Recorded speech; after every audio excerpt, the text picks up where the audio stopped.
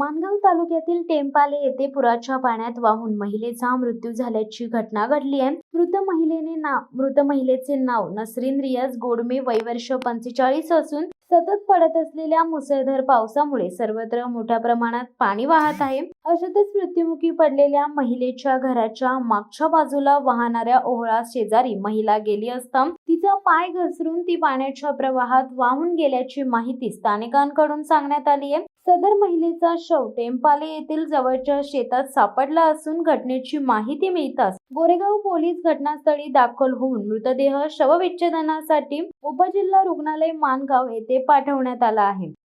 शिवसत्ता टाइम्ससाठी प्रसाद गोरेगावकर, माणगाव। दे धडक बेधडक वृत्त देणाऱ्या आपल्या शिवसत्ता टाइम्स न्यूज चॅनलला लाल बटन दाबून सबस्क्राईब करा आणि बेल आयकॉनला क्लिक करायला विसरू नका।